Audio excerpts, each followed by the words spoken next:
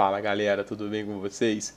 Hoje a questãozinha da SpaceX do processo seletivo de 2019, a gente vai abordar um pouquinho de oxirredução e vamos abordar cálculos envolvendo entalpia. Então já sabe, é química, vem comigo, depois da vinheta.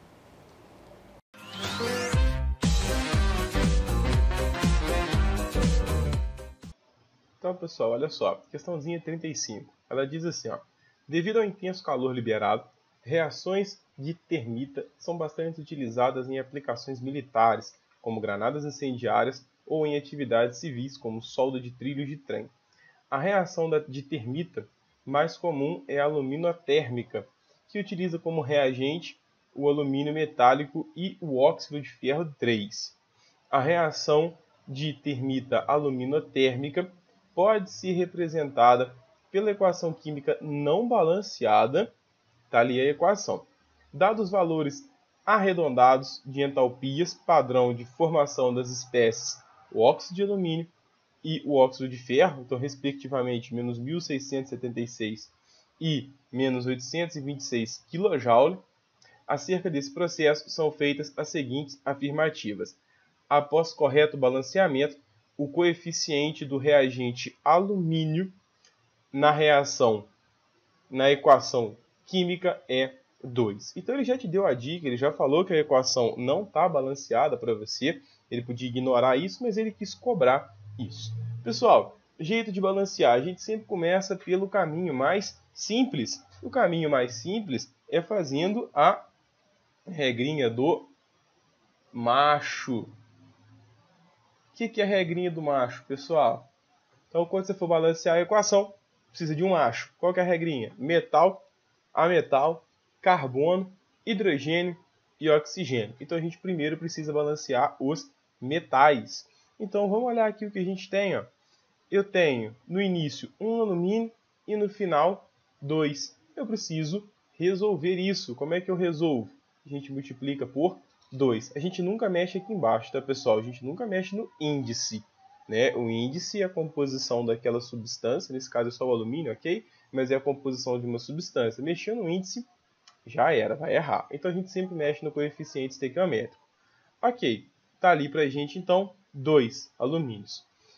Tá ajustado, 2 alumínios. Depois eu tenho 2 ferros no início, preciso que tenha 2 no final. Multiplico a minha equação por 2. A gente tem então, fechou, os metais estão balanceados. A metal não tem, carbono e hidrogênio também não, vem os oxigênios. 3 oxigênios no início, 3 oxigênios no final. A nossa equação está balanceada. Questãozinha essa do balanceamento bem fácil. Então, o primeiro item, ele diz para a gente o quê? Após o correto balanceamento, o coeficiente do reagente alumínio na equação química é 2. Verdadeira primeira alternativa. E a segunda? O que a segunda está dizendo para a gente? A segunda diz para a gente o seguinte. Essa é uma reação de oxirredução e o agente oxidante é o óxido de ferro 3. Então, antes de eu resolver ela com você, eu vou te lembrar aqui os termos que são importantes, porque eles costumam causar um pouquinho de confusão e pode ser que isso aqui te ajude a relembrar e a compreender. Olha só. Primeiro, o que é o processo de oxidação? Pessoal, oxidação nada mais é do que o fenômeno de perder elétrons. E não existe oxidação sem redução. São fenômenos que acontecem juntos. Sempre que tem oxidação, tem que ter redução. Então, oxidação significa que a espécie que sofreu essa oxidação perdeu elétrons.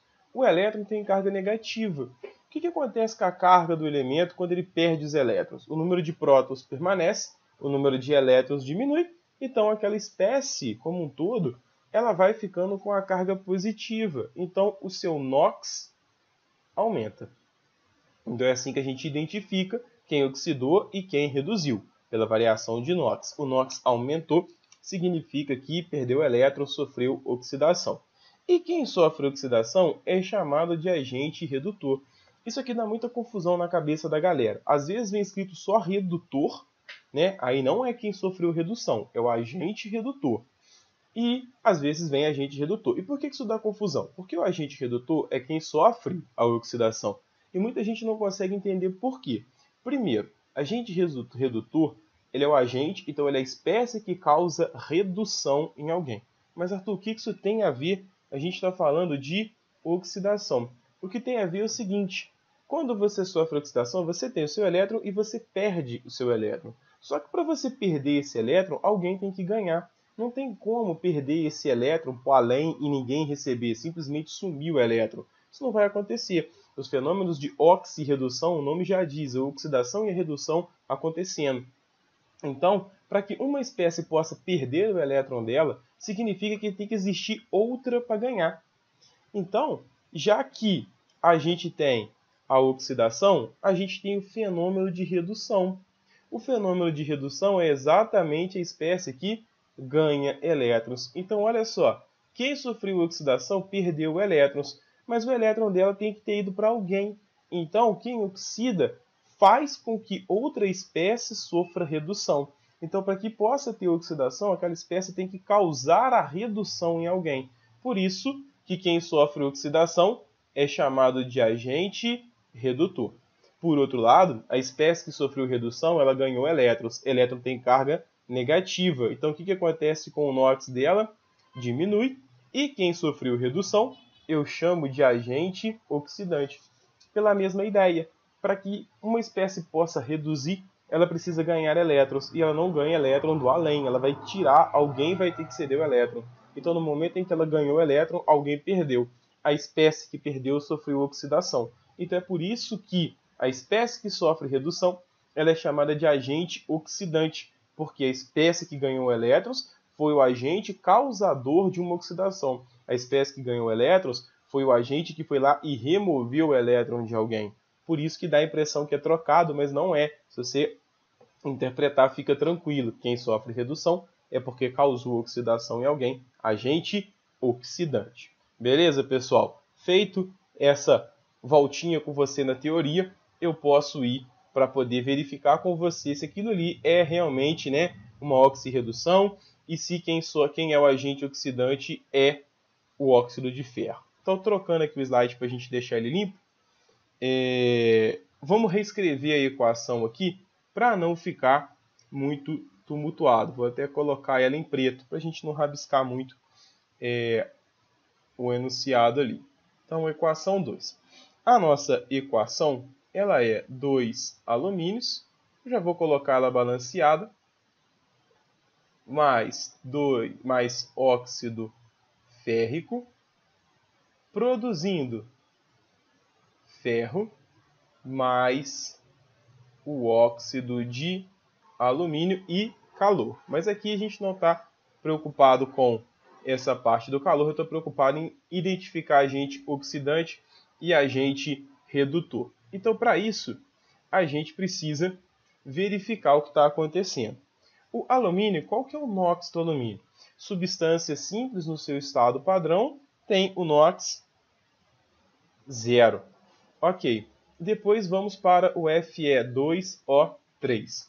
O oxigênio, eu vou deixar ele aqui em preto, tem uma carga de -2. Como eu tenho 3 oxigênios, a carga total é de -6. Esse composto é neutro, então o somatório de cargas tem que dar 0.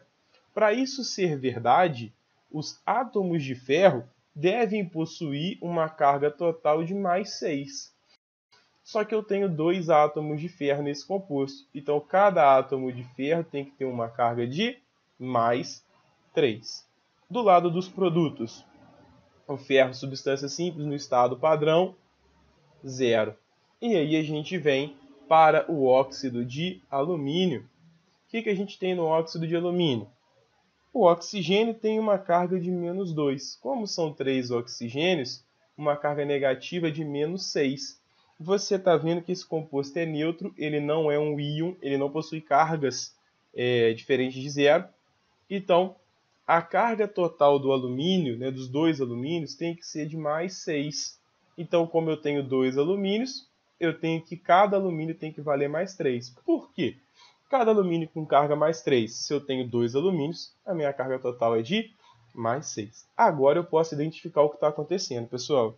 Olha só o alumínio. O alumínio está saindo de uma carga 0 e indo para uma carga de mais 3. De 0 para mais 3, o que aconteceu com o NOx? O NOx aumentou. Se o NOx aumentou, é porque aqui ocorreu uma oxidação. Quem causa oxidação é o agente redutor. Então, pessoal, é sempre a substância inteira. Nesse caso, a substância inteira é só o alumínio. Então, o agente redutor é o alumínio. Agora, se a gente identificou uma oxidação, a gente tem que identificar uma redução e ela está visível. O ferro está saindo de mais 3 e passando para 0. Então, aqui houve uma redução. Vou deixar como red ali. Houve uma redução. Quem sofre redução é o agente oxidante. E o agente oxidante é sempre a espécie toda, não é só o ferro, tem que ser a espécie toda. Nesse caso, F é 2O3. Então, F é 2O3 sólido. E o que a alternativa 2 fala para a gente? Essa é uma reação de oxirredução verdadeiro. Por quê? Porque eu tenho uma oxidação e eu tenho uma redução acontecendo. Tenho transferência de elétrons. E o agente oxidante é o óxido de ferro 3. O agente oxidante é o óxido de ferro 3. Então, nós vimos que a 1 está correta, a 2 também está correta. Agora, a gente tem que ver se a terceira está correta. Beleza? Então, vamos fazer a terceira aqui. Pessoal, a terceira, ele está falando que na condição padrão, o ΔH da reação é de menos 503 kJ para cada mol de óxido de alumínio produzido. Como que eu calculo o ΔH de uma reação? Pessoal, o ΔH é a entalpia do produto menos a entalpia do reagente. Então, é isso que eu vou fazer aqui. O meu ΔH é a entalpia do meu produto. Quem é o meu produto? Eu vou ter aqui, então, a entalpia do óxido de alumínio mais a entalpia do ferro menos a entalpia do meu reagente. Quem é o meu reagente? Eu tenho, né, aqui o ferro no balanceamento, né? Tem que escrever equação balanceada, desculpa aqui, ó. Para oxirredução não fez diferença, mas para poder resolver a questão aqui vai. Por quê? Né? Você tem que ficar ligado. Pode fazer a diferença porque é por mol. Então, é 2 vezes aquele valor. Então, nós temos 2 vezes a entalpia do alumínio mais a entalpia envolvida no óxido de alumínio. É assim que eu vou calcular. Então, o meu ΔH vai ficar sendo como, pessoal? O que você precisa lembrar de termoquímica aqui? Substância simples no estado padrão, na sua forma mais abundante, a entalpia de formação é 0. Então, quando a gente olha aqui o alumínio sólido e o ferro sólido, sua forma, substância simples no estado padrão, com a sua forma mais abundante. Então, a entalpia de formação do ferro é 0. A entalpia de formação do alumínio também é 0. Então, a gente fica aqui com a entalpia do óxido de alumínio, que ela vale menos, né, 1.676 kJ, menos a entalpia do óxido de ferro, 3, que é menos 826 kJ. Quando eu calcular isso aqui, né, eu vou descobrir que essa entalpia da reação é de 850 kJ. E aí tem um ponto, pessoal. Ele está te falando que, né, a entalpia aqui é de menos 503 kJ para cada mol de óxido de alumínio produzido. Nós identificamos que aqui, né, com a equação que nós utilizamos balanceado, ela de fato produz apenas 1 mol de óxido de alumínio. Então a resposta que nós estamos encontrando é de menos 850 kJ, ou seja, são liberados 850 kJ por mol, né, de óxido de alumínio que é produzido. Então, resposta aí é menos 850 e não menos 503 kJ. A alternativa 3 está errada, ela é falsa. Fica faltando o item 4 para a gente fazer. Eu vou trocar aqui porque a gente já encheu a página, vai ficar muito tumultuado. Então, para a gente terminar o nosso item 4. Para recordar, questão 1 verdadeira, afirmação 2 verdadeira, afirmação 3 falsa, devemos fazer a afirmativa aí 4.